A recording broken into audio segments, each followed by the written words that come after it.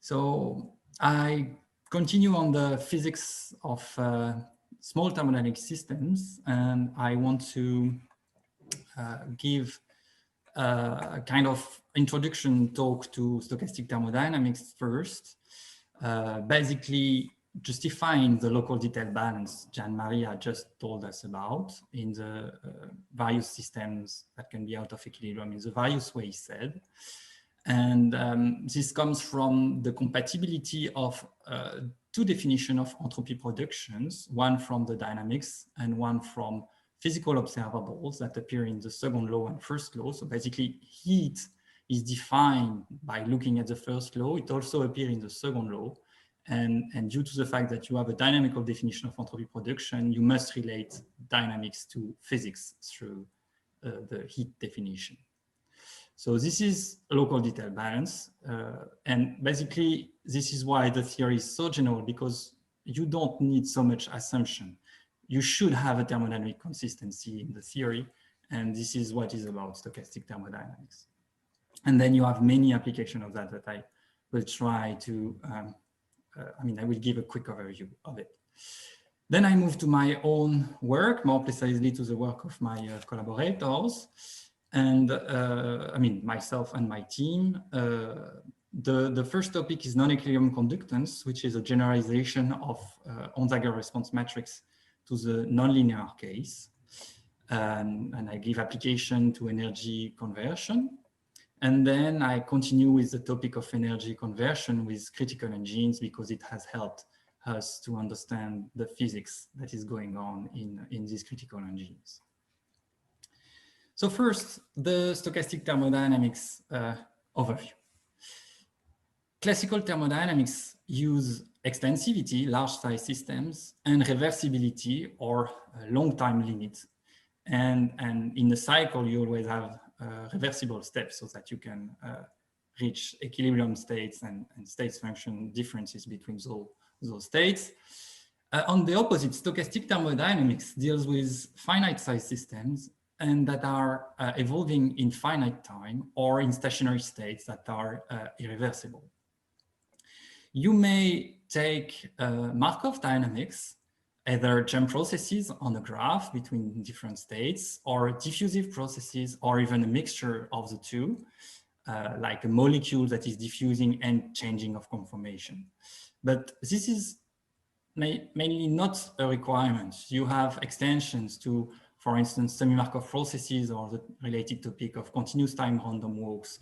You have Ota has made work on generalized Nonequilibrium equation, where the drag force is produced by a kernel. What is required is an ideal coupling to the reservoir that must remain at equilibrium. So this is a strong assumption. Reservoir must be very big, and then they are not disturbed by the system, even though it is far away from equilibrium. And in stochastic thermodynamics, we used to study the probabilities, and we use large deviation theory for that, where we have a Legendre structure between the large deviation function, which is basically the log ratio, the log of a probability distribution after a long time. So it's an asymptotic evaluation of a probability distribution, and the communal generating function, which is related by Legendre transform. And this is well explained in the report of Touchet, this large deviation theory applied to statistical physics, which is basically a statistical, a large deviation theory. Okay, so let's go to our main message about stochastic thermodynamics, which is that the agreement between the first law and second law in the definition of heat lead to a dynamical constraint. So I must have thermodynamic consistency. So let's look at the first law over an infinitesimal time step. And this change of energy will be related to heat absorbed from a cold reservoir, heat absorbed from a hot reservoir, and also the work received by the system. So for a transition during this small time step from A to B, I will have a heat exchange, which is the energy difference between the two states. And eventually decreased by the work received by the system. Here I take the force equal to work because displacement is 1, for instance. And I say that during this transition, heat is just coming from the reservoir 1, not from the reservoir 2, because this is the reservoir that triggers the transition, that gives the energy. And I could have drawn another hedges here in red so that I would have another transition, and then it would be another description here. But for this edge here, I have no heat exchange with the hot reservoir. And I have work that has been done, which is this F I was speaking about, removed from the heat, plus eventually a contribution that is due to the evolution in time of my energy levels. The system is going through different, can I move this? Yes, I can. That is going, undergoing some transition at various times, and the heat is just the change of the energy during the transition, and the work is the change of the energy away from the transition. Okay, and this is this contribution at given states, which is the state of the system at time t.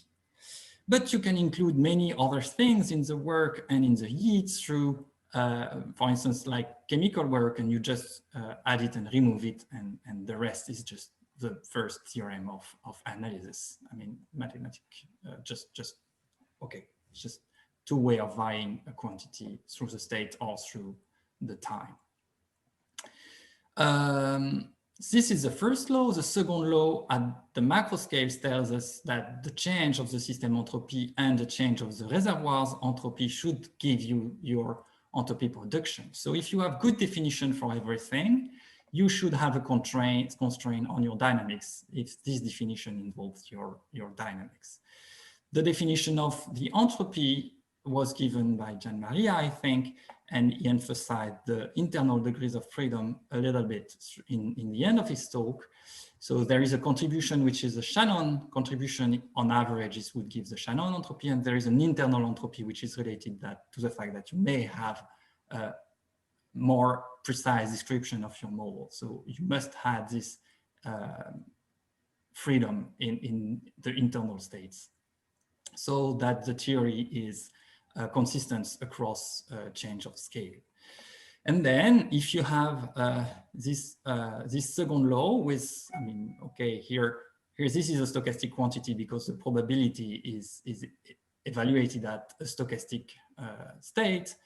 If you have this second law, that is true for your physical observable, but that is also true for the dynamics, given by the following statements, that the entropy production during the jump is just a log ratio of the probability in one direction and the other direction. This was said by both previous speakers.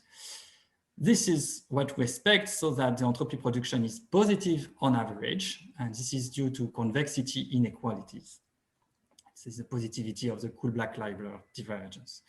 So from this statement and from the second law here at the level of observable, you conclude that the log ratio of the probability in one direction and in the other direction, whatever your dynamics is, must be related to the heat and to the internal entropy. So actually, we usually write energy, but due to these internal entropy states, we should write that this is the log ratio of kind of free energy, which is based on energy and the internal entropy of the state.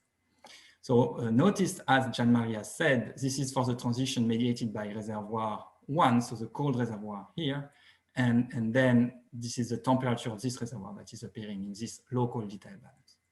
So that's it. This equation is stochastic thermodynamics. This is local detail balance is the fluctuation relation. We know, for instance, Jarzynski relation or other relations.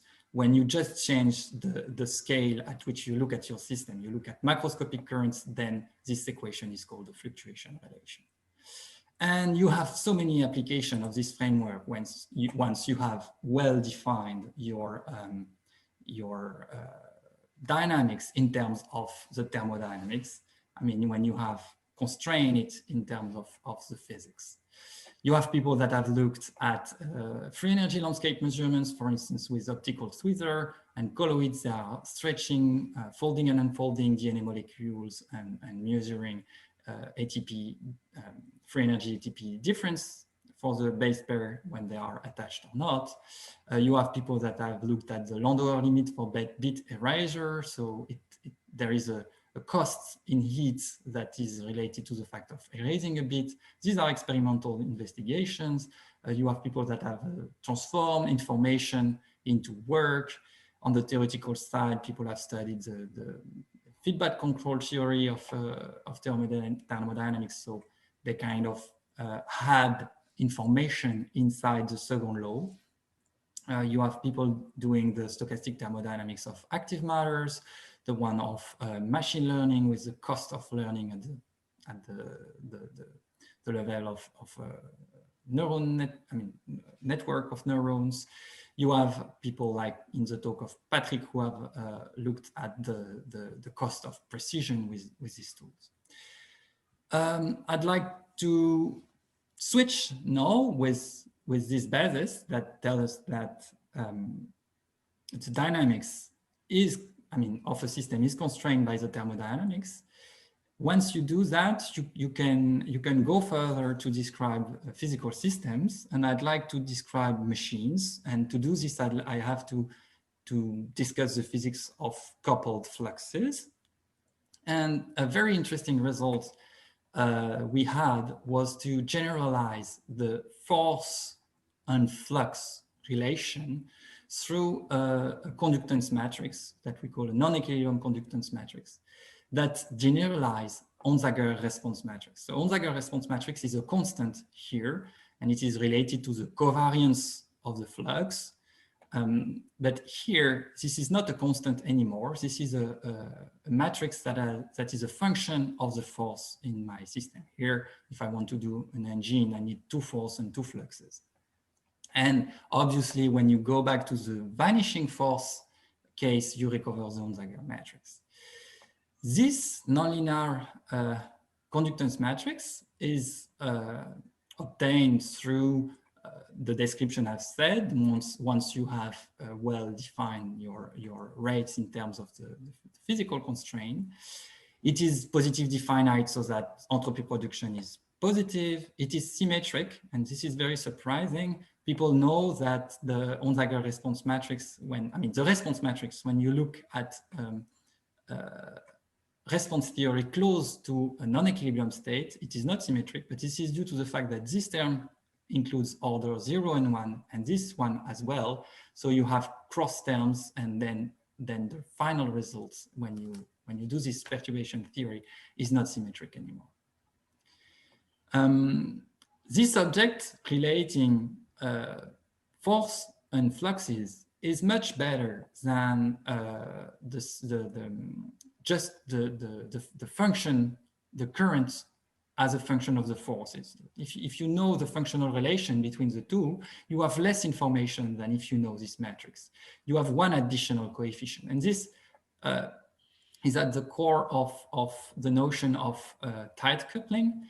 The determinant of this matrix gives you a degree of coupling between your currents, and if the determinant goes to 0, you are in the tight coupling case, and the matrix is directly related to the currents. And you have inequalities on the matrix. Basically, such inequalities are just that the difference of the matrices is positively finite. And you can add an inequality, for instance, for the covariance. So this is that the fluctuation-dissipation theorem is now an inequality in the non-equilibrium case. And this gives rise to all this stuff of thermodynamic uncertainty relations. I emphasize that this matrix has an expression that we can obtain from a physical matrix, which tells you how much is exchanged during various cycles on the graph, if you have a discrete descriptions, the fundamental cycles, which is the basis of the cycles on the graph, and the local resistance, which is the ratio of the force divided by the stationary current along each edge on the graph. And okay, I don't go in the detail of this expression, but I emphasize the fact that once you have the dynamics and its stationary states, you know this matrix. So now what is important, as I said, is this notion of coupling between the fluxes. And before this, the introduction of this matrix, we just had the notion of, is the system in tight coupling and the two fluxes are intimately related or not. Here we can introduce the degree of coupling, which is related to this determinant of the matrix, and it gives a bound, which is very simple, on the efficiency of an engine. So we take, for instance, here a molecular motor, we draw this bound in terms of this degree of coupling, which is now a function of the forces, and we take random parameters for the motor, and you see it's working very well. Or if you just take the forces changing for a given set of parameters, you see that you reach eventually the bound, but you never cross it.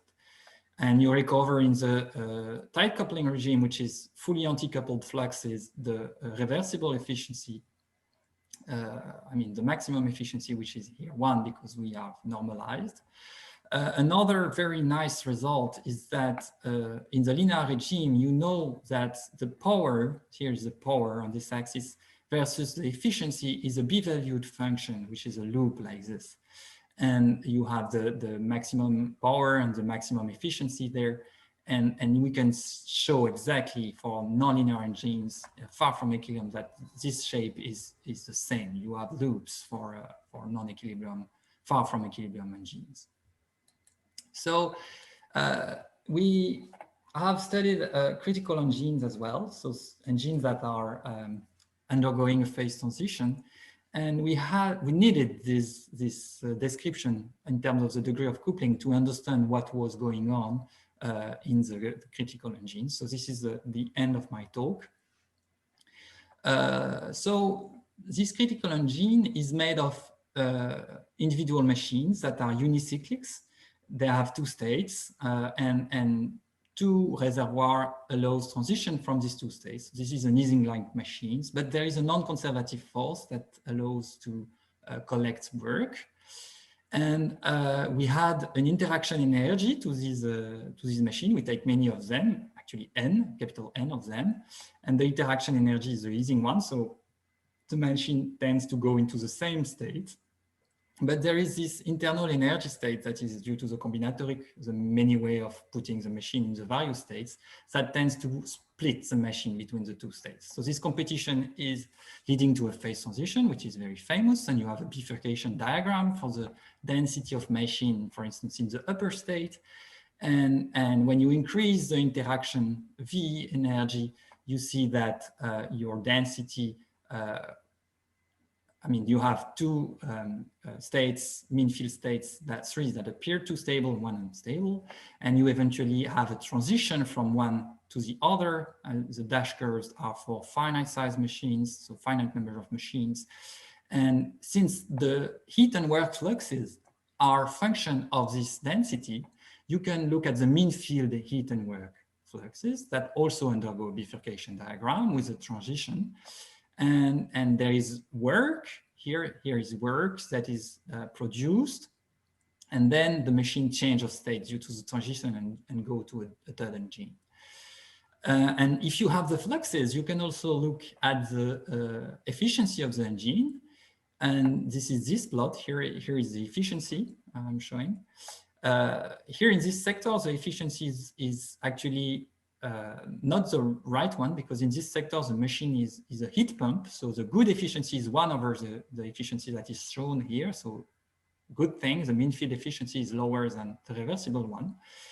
But when the current change of sign, so this is a zoom here, and the change of sign is close to 1, then the machine change of working regime and go to the heat engine regime, and will eventually, if you still increase the interaction, it will reach the third engine regime. So we are able to study in great detail on this toy model the mean field case, but we can also study the fluctuations. But first, we had to face something peculiar with this machine, which is the emergent of tight coupling. So the single machine is unicyclic, which means that for each heat flux that is given by the out reservoir, you have a given amount of work which is given, and this is why the flux for this machine are tight coupled. If you introduce interactions, you decouple these fluxes because you have many cycles that can be done by the various machines. But if you go to the thermodynamic limit, you restore the tight coupling. And this is possible to see using this degree of coupling parameter, which was defined in my previous part as something related to the determinant of the matrix. And here we take its absolute value. If the degree of coupling is 1 here, I mean, its absolute value is 1, it is tight coupling. So when the number of machine n is 1, we have this tight coupling. We increase the number of machines, the degree of coupling goes down. And then due to the macroscopic limit, it goes back to -1, which is, I mean, here 1 because it's absolute value. And this can be understood because the machine in its mid-fin state, basically all remain in the same state. And when you have a transition, there is just one machine going to the other state and coming back. So there is effectively just one cycle, which is made by the machine. So that's why it comes back to a tight coupling machine in the macroscopic limit. Gatien, you have sorry? More or less 1 or 2 minutes. Oh yeah, I'm done almost. So okay. If I study the efficiency fluctuation of this machine, I can look at the probability of having a given efficiency here. So this was a very involved work to have analytical results for these machines. And we can get the cumulant generating function of the work and heat. So this is the Laplace, I mean, the conjugated parameters to the work and heat. So the derivative close to 0 here gives you the mean values, but here we have all the cumulant generating function in the whole space. And if you, from this, you can actually contract to get the efficiency fluctuations. So I don't give you the details, I just give you the physics. We had a result saying that the reversible efficiency is the least likely, which corresponds here to the maximum, because we are studying large deviation functions, which are kind of potentials here for the efficiency. I say kind of because they are not potentials. But here we see that there is a degeneracy of the maximum, and also after the transition, which goes here, the transition is there. From V to 1.8 to 2.2, you have coexistence between different value of the most likely efficiency, and you have degeneracy of the least likely efficiency as well. And this is due to the tight coupling, which is emerging, and which in the cumulant generating plots are due to these lines that appear. Actually, there is only one line, which is the bottom of here it's a color plot, and you see the darker is here, and this is the minimum of the function, the cumulant function. So this is the least likely, which is at the minimum, and the most likely, which is at the maximum here around the origin. I'm not showing what happens outside the boundary because it does not matter for the efficiency fluctuation curves. And we also did the finite size computation with the convergence to the large deviation function, and I just comment that it converged much faster to the stable case than to the unstable plateau here. And okay, there is ergodicity breaking thing, so you have the ergodic case in blue and the non-ergodic case in green, and there is lots of physics you can do here, considering that you have mixture of states where the machine is actually working as an engine and where it is actually a dead engine. Let me summarize what I just said. So I have quickly introduced stochastic thermodynamics, and I have emphasized that at core of it is local detail balance, which is a dynamical constraint answering thermodynamic consistency, and which is a connection between microscopic and macroscopic dynamics. I have told you that given that I'm able to describe small systems that are more often out of equilibrium, far from equilibrium, I can study the nonlinear physics that goes with it, which generalize the work of Onsager. and we went further and looked at critical engines and their fluctuations. Here, what I want, I studied efficiency fluctuation a lot, and basically we were motivated into checking if the reversible efficiency is still the least likely, and it is true, even though you have non-convexity of the large deviation function and you have ergodicity breaking. But the only thing that is not true anymore is that you can have several efficiencies that are the least likely in the large time limit, and that's it. I thank the collaborator with whom I did this work, Gatien Verley, who was my PhD student and who did a lot of the work I presented, Massimiliano Esposito, and David Lacoste, who has worked with us. And I end by thanking the organizer for the invitation and you for your questions. Thanks a lot, Gatien, for the talk. So is there anybody?